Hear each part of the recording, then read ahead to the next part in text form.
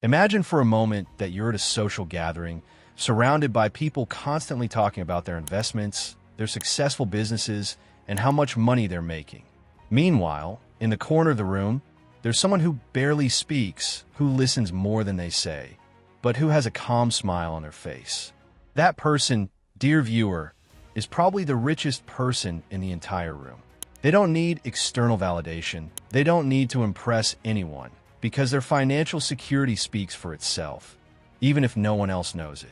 This is one of the most powerful lessons Robert Kiyosaki, the author of Rich Dad, Poor Dad, has taught us over the years. True wealth isn't built by making noise, it isn't built by bragging, and it's definitely not built by constantly talking about what you're going to do. Real wealth is built quietly, one step at a time. It's like building a cathedral.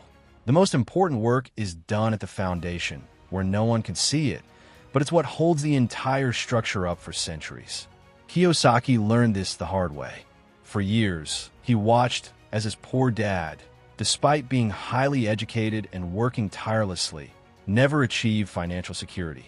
He worked longer hours, earned better degrees, talked grandiose plans to improve his financial situation, participated in investment conversations at family gatherings, but at the end of the day, he was still living paycheck to paycheck, trapped in the rat race. On the other hand, his rich dad, who had barely finished high school, built a financial empire while keeping a low profile and focusing on fundamental principles that almost no one else understood. The difference wasn't academic smarts, but consistently applied financial smarts. The first way to get rich quietly is by acquiring assets, not liabilities. While most people focus on buying things that make them look rich, the most expensive car, the biggest house, the latest designer clothes, the latest gadgets, truly rich people focus on buying things that make them feel rich. An asset is something that puts money in your pocket every month, regardless of whether you work or not. A rental property is an asset because it generates monthly income. A stock that pays dividends is an asset because it sends you regular checks. A business that generates passive income is an asset because it works for you while you sleep. A liability, on the other hand, is something that takes money out of your pocket every month. Your primary home, while beautiful, is a liability because it requires mortgage payments, taxes, maintenance, and repairs. Your car is a liability because it depreciates and requires constant expenses. Kiyosaki tells the story of how, when he was young, all his friends were buying bigger houses and more expensive cars to impress others, especially potential romantic partners and coworkers. He, in contrast, was buying small rental properties in neighborhoods no one else wanted, properties that looked unappealing but had cash flow potential. While his friends talked about their new acquisitions at parties, showed off pictures of their homes on social media, and went deeper into debt to maintain an impressive lifestyle, he remained silent about his investments. His friends thought he was cheap or lacking ambition. 10 years later, when the economic crisis hit, his friends lost their jobs and couldn't pay off their massive debts. Many had to sell their homes at a loss, declare bankruptcy, or move in with relatives. Kiyosaki, on the other hand, kept rent checks coming in every month no matter what happened to the economy, and had the cash to buy more properties at crisis prices.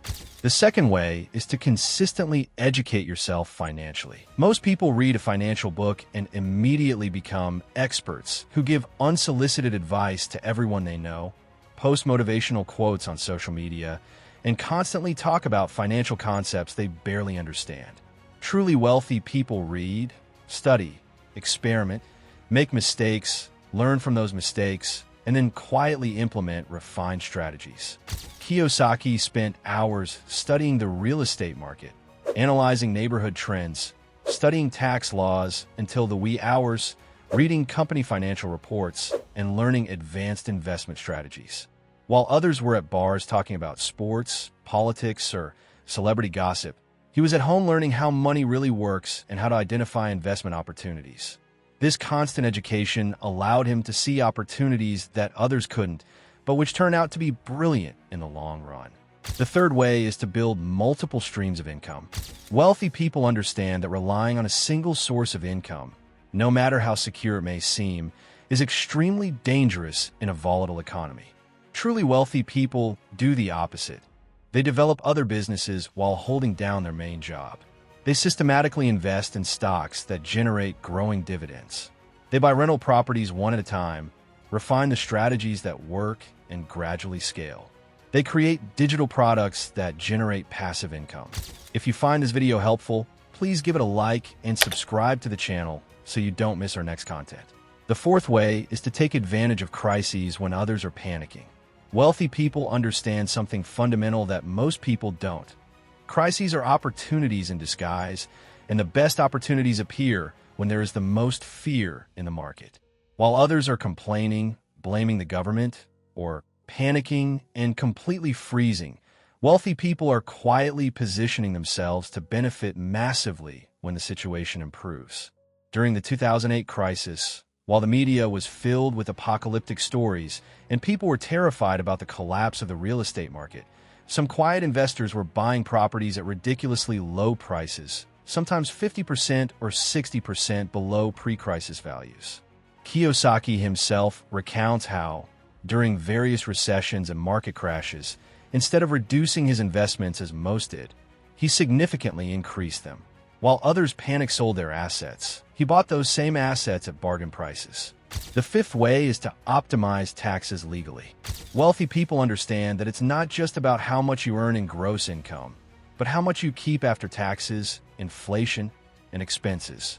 The tax system is designed in a specific way that favors investors and entrepreneurs over employees, and people who understand these rules can benefit significantly without breaking any laws.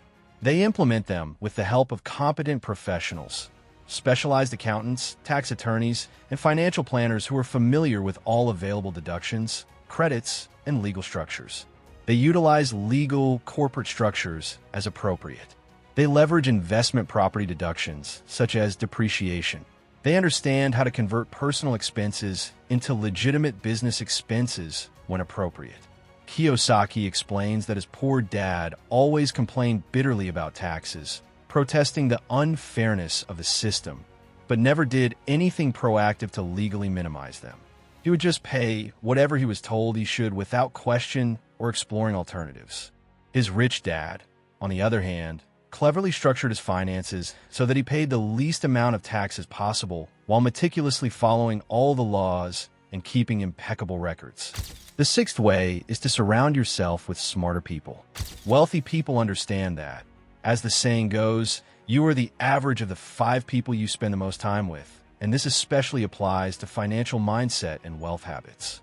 It's about building genuine, mutually beneficial relationships with people who can elevate you intellectually and financially. This means gradually and quietly distancing yourself from people who constantly complain about their financial situation but never take action to change it, who have a victim mentality and blame external factors for all their problems, or who have no ambitions for personal or financial growth. Wealthy people actively seek out mentors who have achieved what they want to achieve, advisors who have specialized expertise, and potential partners who complement their skills. Kiyosaki recounts how he reached a point in his life where he stopped attending certain social gatherings, extended family parties, and community events because he realized the conversations always revolved around unproductive complaints about the government, the economy, his mean boss, or how unfair the system is.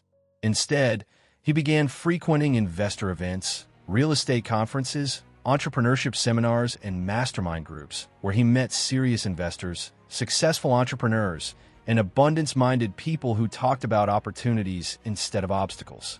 The seventh way is to automate finances to eliminate the need for daily decisions that can be influenced by emotions or temporary circumstances.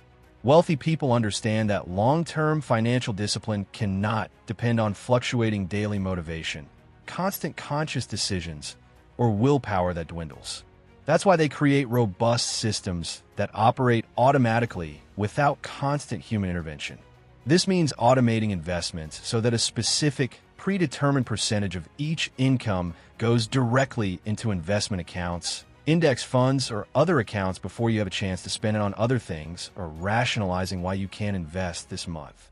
For example, setting up automatic transfers to emergency accounts that grow to cover 6 to 12 months of expenses. It means creating systems where money works and multiplies without constant intervention. While poor and middle-class people are constantly making emotional decisions about whether they can afford to invest this month, whether they should wait for better times, or whether they need that money for immediate expenses, wealthy people have already eliminated that decision from the process entirely. Their automatic systems take care of everything without drama or deliberation. They don't have to rely on fluctuating willpower or motivation that comes and goes. The money automatically moves to where it needs to be to grow exponentially over the long term. The eighth and final way is to think long-term and make decisions based on future benefits while others seek immediate gratification and instant results. Wealthy people are willing to make sacrifices and adjustments today, for years if necessary, to achieve massive benefits in the future that most people can't even imagine. This means consciously choosing to invest extra money instead of spending it on extravagant vacations that provide temporary pleasure. It means living in a more modest and functional home, so you can invest the difference in productive assets that will generate wealth for decades. It means driving a reliable used car instead of the latest model, so you can allocate that monthly difference to investments that generate compound passive income. It means prioritizing wealth building over constructing an impressive external image. Kiyosaki emphasizes that the fundamental difference between the rich and the poor is not the amount of money they have at any given time, but their time orientation and ability to delay gratification. The poor think about the next paycheck, surviving until the weekend, and paying the bills for the month. The middle class thinks about the next pay raise, the next promotion, or the next annual bonus.